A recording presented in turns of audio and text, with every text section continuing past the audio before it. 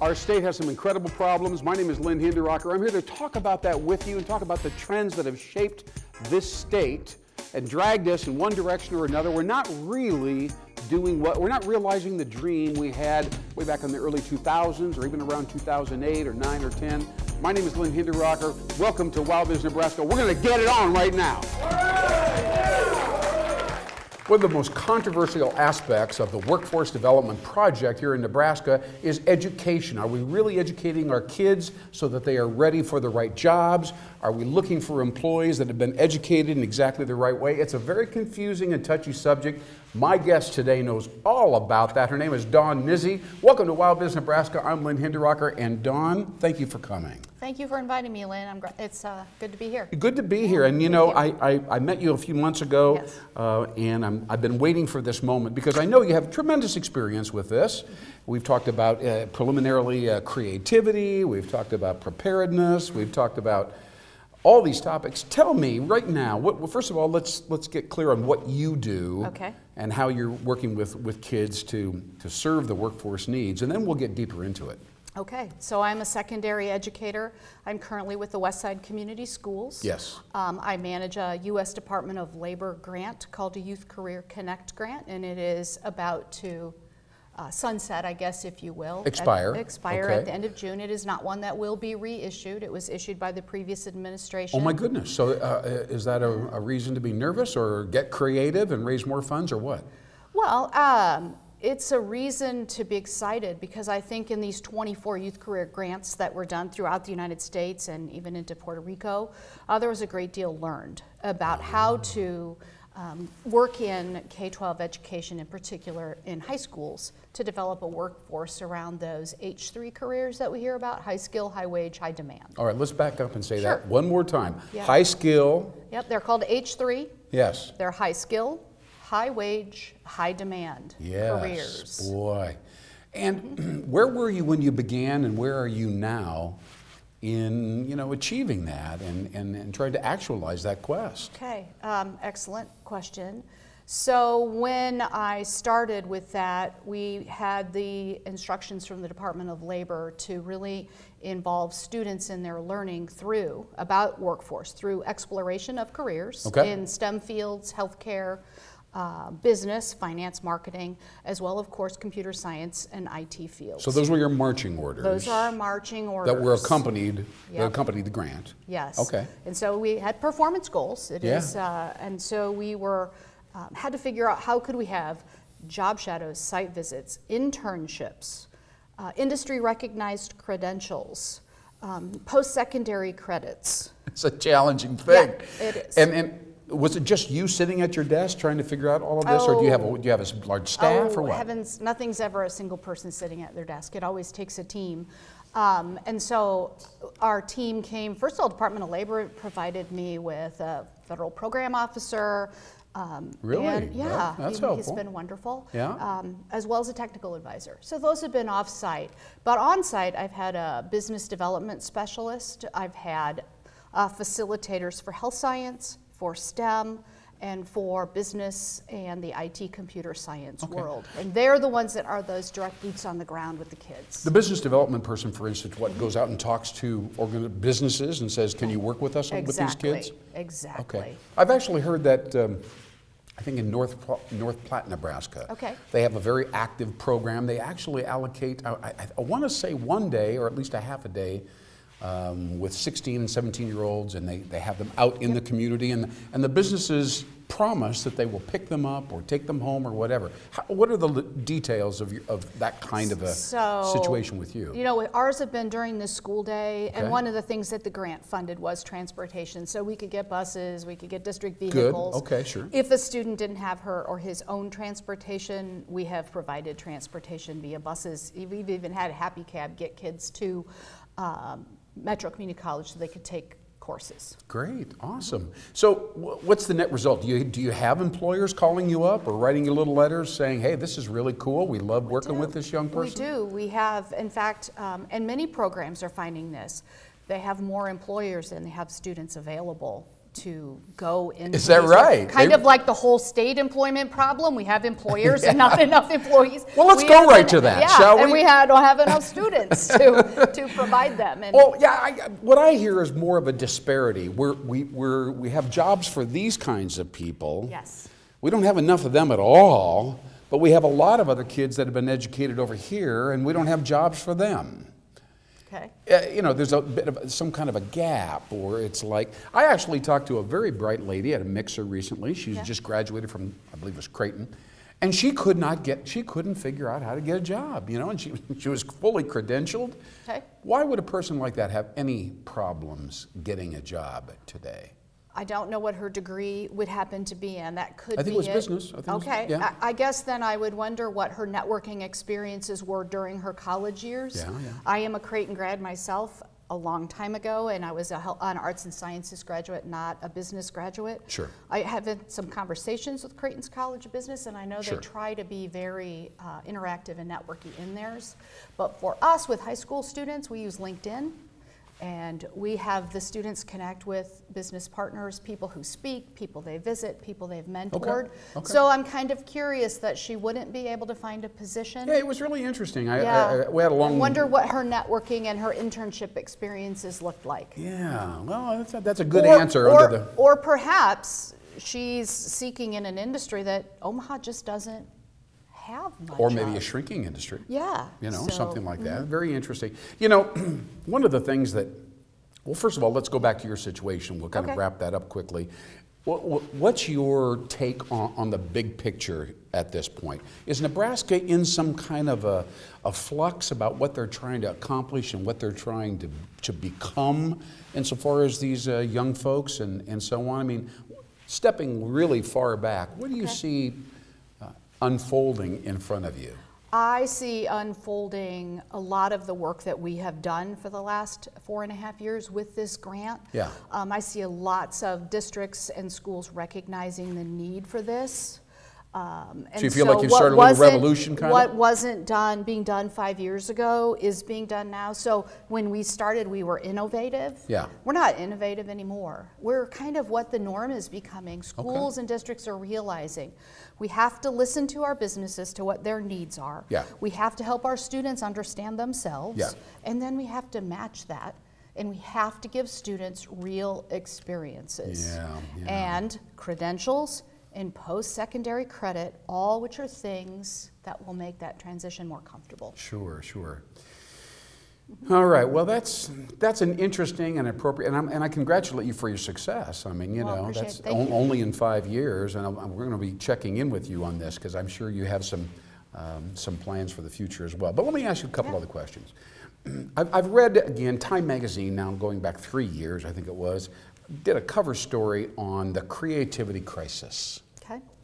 And the point that they made was that the young folks, I'm talking kindergartners up to 5th graders, kind of that area. Right, okay? right. Mm-hmm. They're spending so much time looking at their screens on their phones that they don't seem to be able to, how do I say it, create something out of nothing. They don't play. Right. They don't seem to have much practice pretending, right. imagining things spontaneously and just coming up and making silly, fun little things that if you look back on it many, many years later, you see that those were really important experiences.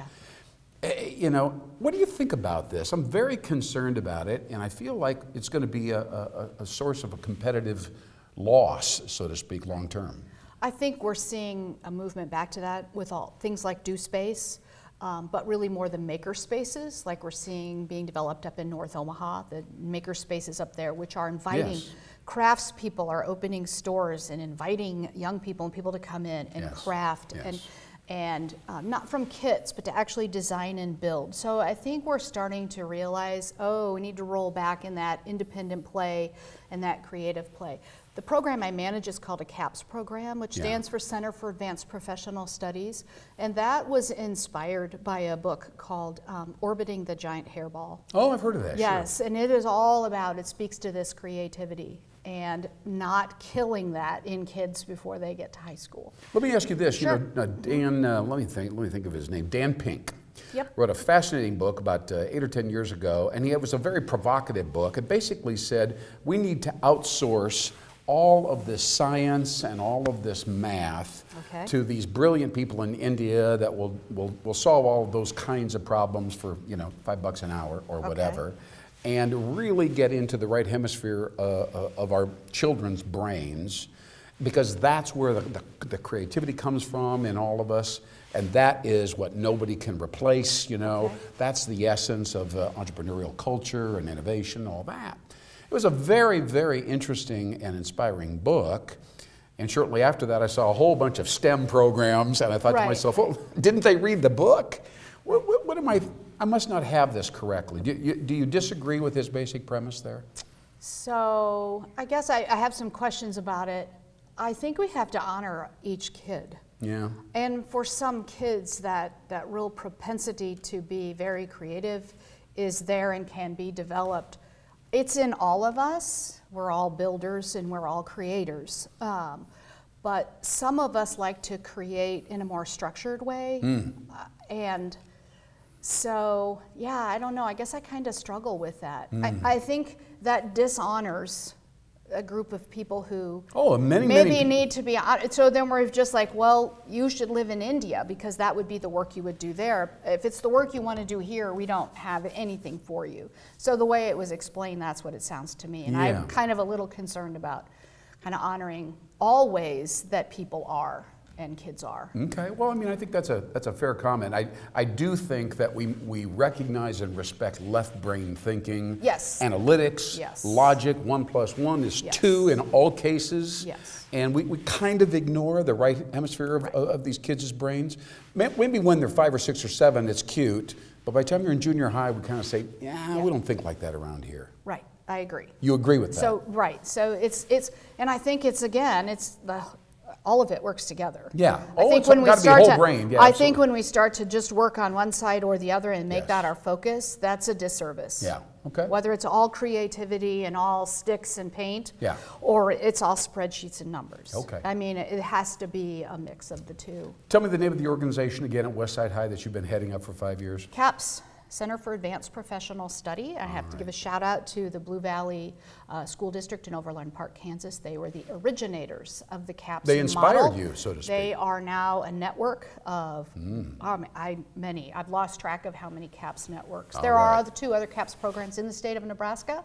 One called Custer Capable, which is the entire county of Custer County, and one down in the south central Fairfield area, or Sandy Creek area is another. Nebraska CAPS is their name. So it's been very inspirational. Well, Don Nizzi, we're going to keep our eye on you, and we're going to be tapping into your wisdom about how the state is going to revitalize itself, utilizing these young folks that you've shaped and defined. Thank you so much for your great work in our behalf and our children's behalf. I'm going to talk about our promotional sponsors here for just a second. We wouldn't be here without their support, and then we'll go on with our next interview, whom I can't wait to introduce to our viewers. But I just want to tell our viewers out there right now, Curzon Promotional Graphics is an outstanding organization, been around the Omaha, Nebraska area for over 30 years. They come up with ideas, they produce great graphics, and by the way, we're in a society right now where visuals and images are incredibly important. Just check out Instagram if you don't believe me, all right? So call Curzon Promotional Graphics. Now, I have to tell you about our Comer, our most recent sponsor, who's deeply involved in everything we're doing here, and will be deeply involved in your career. They're called alphatech1.com.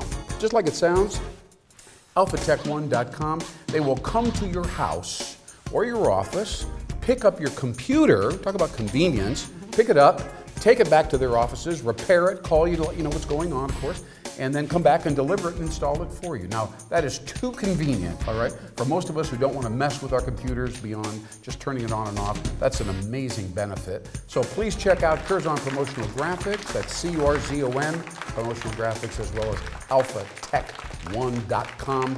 This next gentleman here, I've visited with him periodically over the years, the last 20, 25 years. He comes from Council Bluffs, Iowa, I remember that.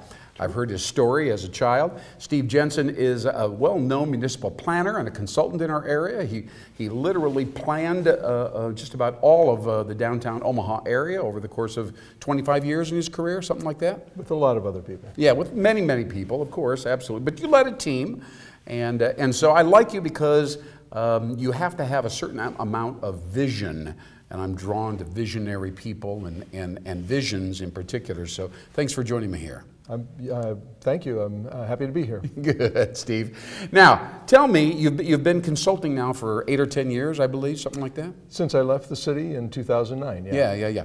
So tell me, what has been the latest trend, or what are you seeing when people are coming to you now, as opposed to when you were a staffer and leading a team in the downtown Omaha Civic Administration area and so on? What's going on in front of you? You're saying, I see this unfolding, I've seen it before. What's going on? Well, I think what we're seeing a lot more of today is a lot more interest in the urban core. People coming back to the center of the city. Sure. Looking at what was what were great neighborhoods back many years ago, but neighborhoods that maybe declined some when we saw the move to suburbia back in the 60s and 70s and 80s and so forth. So I think we're seeing that return to the older neighborhoods and return to that urban core, which I think is a really positive thing for Omaha. Yeah, I think it is too, but I think there are people out there that don't think it is. I happened to go to a neighborhood meeting in the Gold Coast, Blackstone area. And it was one of those meetings where they kind of welcome anybody in the audience, want to say something, you know. And a lady stood up, and it was very interesting. She said, I've lived in this area right here for 40 years.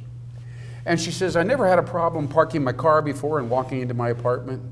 Now there's so many cars everywhere, there's so many people everywhere and so on, I can't even find a way to park to get to my own apartment. Why is this happening? Now, if Steve Jensen were there at that moment, what would you have said to that woman?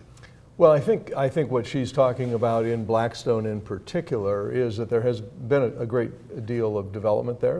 A lot of additional housing has come in, and so it's become a very popular area. Yeah. And so as a result, parking probably has become somewhat of a problem there. And really that comes back to how we move around the urban core and how we get to where we need to be. It's where I think transit starts to become a piece of that puzzle. Yeah. Being able to walk to work and walk to places that you want to go for dinner or have a drink with friends. So I think, that's really part of it. I guess the other thing I would say is that that's a sign of a very healthy neighborhood as well. If you're having trouble with parking, that means people want to go there, and so that's always a positive for someone if you're owning a business or doing work in that area. It's the I guess what is it, the old saying, nobody wants to go there anymore because it's too busy. So it's the kind of problem you'd like to have if you're a business owner. Yes, if you're a business owner, it definitely works to your favor. I think she had a point. Sure. As a resident who chose that area because of the level of activity that it had or didn't have, and now all of a sudden it's changed. I guess, would you call it gentrification? I'm not sure she was in a downscale environment necessarily, but are all core areas going through this notion of like it or leave it is kind of what we're saying to these people, Yeah, I think a couple of things. First of all, when you have an area that was originally built around transit, which the Blackstone neighborhood was really built around transit to begin with, you didn't have a lot of parking. You didn't, properties weren't built with the parking as a part of them. And so when you go back in and try to redevelop those neighborhoods, that becomes an issue. I think it's also part of what makes that neighborhood attractive and interesting to people is that character that it had to begin with. It was a walkable place. One of the difficulties that you have when it comes to parking is as you add more and more parking, you spread things out. And then you have dead spaces where there are parking lots, and so it becomes a less interesting place. Yeah. So yeah, there's always going to be that dynamic. And I think, again, it's where kind of a question of which way do you want to go. You asked about gentrification. You know, certainly as you add more businesses and more new apartments and so forth, they're probably going to be a little higher priced than what might have been there before. Yeah. But I think generally that's a positive thing. I think the trick is trying to find ways in those neighborhoods to make it possible for someone who lived there before at a unit that was maybe lower priced to begin with, where they can stay in that area. And now I would say too, whereas before, if there were lower income properties there, but maybe the businesses weren't there, people had to travel further to go to work or to find you know, groceries or whatever it might be. So the more you bring activity back into that neighborhood, the more services are there, the more jobs are there, the more opportunity someone has to get a job, have a better place to live. Yeah, and that is the concept, that is the dream. I think that's pretty much a mainstream or accepted dream right now. What percentage of all cities, now we'll leave out New York and the major metro areas for a minute, okay? But everybody else, what percentage of them is actively trying to, quote, revitalize or redesign the core of their city? Just, you know, a rough guess. Well, I'd say 100%. 100%? Yeah. They're all trying to work on that. Yeah, so I don't think there's a city in the country that's not trying to do that. Oh.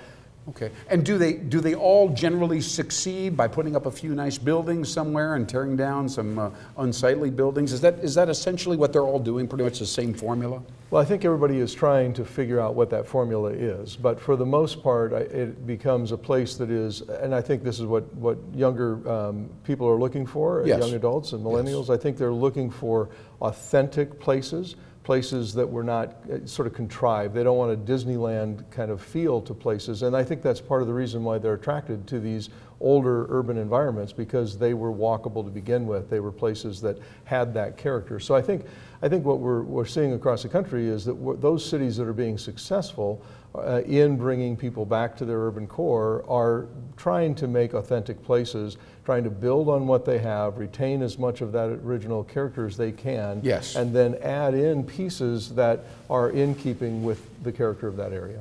How does the word eclectic fit into all of this? Do you think that eclectic design is integral to the thing that you're sharing with me? Well, I think that, you know, certainly people don't want cookie cutter, and so the more you make things the same, the less interesting they become.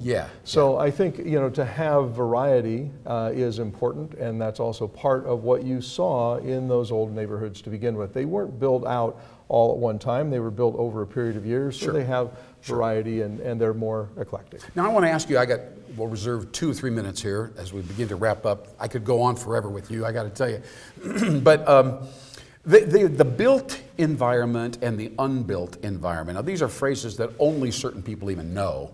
But the bottom line is that when you walk into an environment, it could be a lobby in an office, it could be Main Street or some kind of a little hub, a little area that's been revitalized. And people say, you know, this place emits good vibes.